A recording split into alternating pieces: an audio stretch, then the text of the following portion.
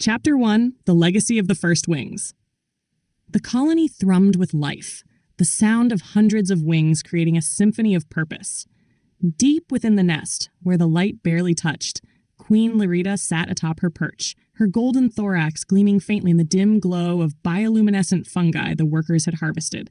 It was the night of remembrance, a sacred tradition that every wasp, from the youngest larva to the oldest drone, attended. The chamber was silent now, save for the queen's voice, a low, melodic hum that resonated through the hollow walls. "Gather close, my children," she began, her compound eyes scanning the congregation. "Tonight, we honor the first swarm, the first wings, who braved the perils of the human world to find us this sanctuary." A ripple of respect buzzed through the chamber. The younger workers settled on the chamber walls, while older wasps stood motionless, their antennae tilted forward in reverence. Lyrita's wings twitched as she began the tale. Long ago, before this haven, the first swarm sought a home, as we do now. But the humans, those towering beasts, feared us. They attacked without reason, wielding forces that we, in our smallness, could barely comprehend. The Great Poisoning. "They built their first nest in the shadow of a human dwelling," Lyrita continued, her voice heavy with sorrow. "It was perfect, a sheltered alcove, warm and dry. The workers labored tirelessly, shaping the beginnings of what should have been a legacy. But one morning, the humans came." The chamber fell deathly silent. Every wasp knew what was coming next, yet hearing it still sent shivers through their wings. "They sprayed a venomous mist," Lyrita hissed, her wings quivering with anger. "It clung to our first wing's wings, seeped into their breath. Many fell, writhing, unable to escape. Yet, even in their final moments, they showed courage. Larvin the scout, seeing the mist clouding the air, sounded the alarm with his final breath. He saved the queen and her eggs, sacrificing himself so we might live." A solemn buzz spread through the chamber, each wasp vibrating in quiet mourning. The scorched hive. After the Great Poisoning, the survivors fled to a hollow tree, deep within the forest. Lyrita continued, her tone softening. "There, they began anew. But the humans came again, bringing fire this time.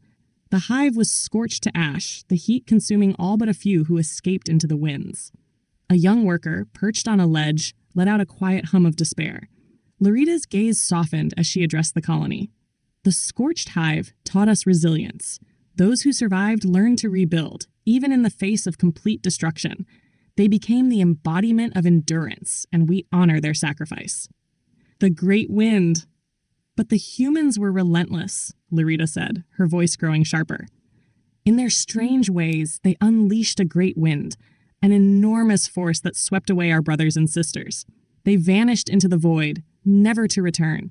Those who remained had to scatter once more, carrying with them the queen and the few precious eggs she had left." Workers clicked their mandibles in frustration, a collective cry against the injustice of their ancestors' plight. "The journey to sanctuary. For moons, the first swarm wandered," Lyrita intoned. "They braved storms, predators, and starvation. But finally they arrived here, to this house, abandoned by the humans. It was a place of safety, a chance to rebuild what had been lost. The queen laid her eggs, and the workers built this very chamber where we now stand." She gestured to the intricate walls, their patterns a testament to generations of labor. "This is their legacy, my children, and we must protect it, for the humans will return as they always do." A growing threat. Even as the colony buzzed in unity, a worker near the entrance chamber darted in, his wings flapping in panic. "My queen," he cried, "I bring news from the outer walls. The humans, one has returned." The room fell into chaos. The remembrance ceremony cut short. Queen Lyrita rose, her compound eyes narrowing. "So it begins," she murmured. "The humans come to destroy, as they always have, but we are not the first swarm anymore. We are stronger, smarter. We carry their spirit, and we will not let them take this sanctuary without a fight." A fierce buzz of agreement filled the chamber, the wasps rallying around their queen. The battle for their home was about to begin. Nar, Chapter 2. Return of the Unwanted. The old house stood as it always had, weathered, tired, and slightly leaning to one side as though burdened by its own years.